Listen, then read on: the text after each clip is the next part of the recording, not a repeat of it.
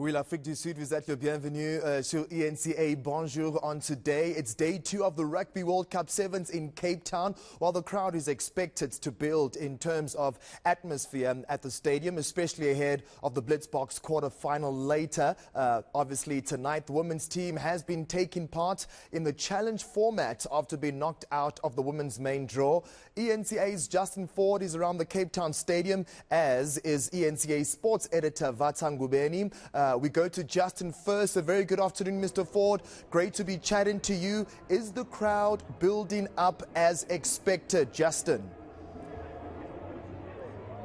Yeah, absolutely, Arthur. I think, what a fantastic mood to be here at the Cape Town Stadium, just close on 5 o'clock, and I think the thirsts have definitely been quenched. That's a big notice point here at the Cape Town Stadium, and I think, a very big part of this tournament, the Cape Town Sevens as well, is the party atmosphere, the entertainment, the live entertainment, DJs, people need to be entertained. It's a long day.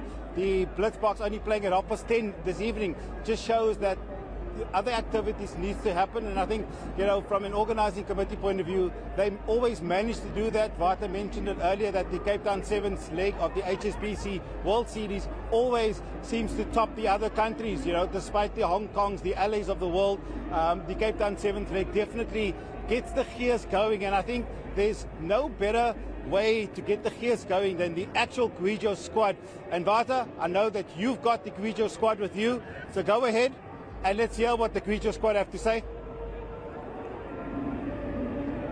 Thank you, Justin. As much as things are getting hot on the field, they're getting warm, very, very hot off the field as well. We'll throw to Grigo squad founder and one of the coordinators of Grigo squad, Khulumanga. Please just tell us more about the Grigo squad, why you founded it, and we've seen them being a presence and around the fields, rugby fields in South Africa, and just tell us the story behind Grigo squad. Thank you so much, Budvata. I mean, the story of Grigo squad hinges on friendship, right? And we simply came together as a group of friends in 2017 to watch a Springbok A game, actually, against the French Barbarians at Orlando Stadium.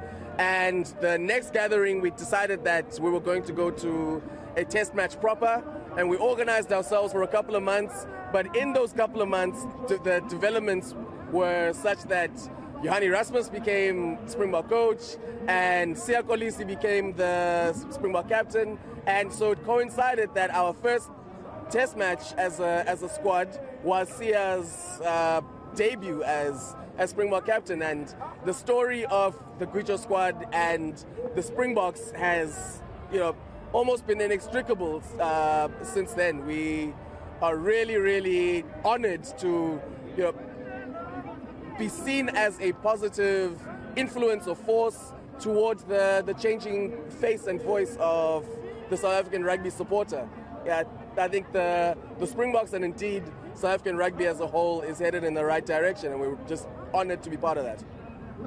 Speaking about that, Kulu, do you find that you've been accepted because rugby fans in South Africa traditionally have been seen in a certain light? And have you been embraced by the South African rugby public?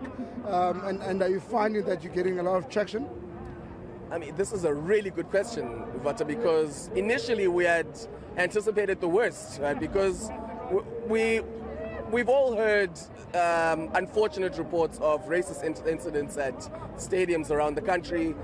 So when we first went to a stadium, we thought, okay, well, we're going to make sure that we band together, make sure that we keep the ladies especially safe, in case there's any pushback or there's any trouble. But we experienced the exact opposite. When we went to the stadium, especially to Emirates Airline Park for the Springbok game, you could actually feel, and as has continued to be the case, even now at Greenpoint for the Sevens, you can see the FOMO on a lot of the supporters around, and we've since felt like it is our responsibility to ensure we do what we can to be as inclusive and make Grigo as accessible as possible. So we're always trying to make the circle bigger. We're always trying to invite as many people of all colors, creeds, and genders to come through, because this is a safe space.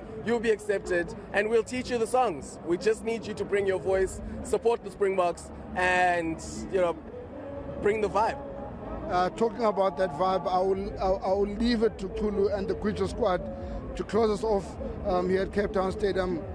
Don't go away. The party will go on. The Blitzboks are playing only at 10:30 tonight. So Grigo squad, take it away, guys.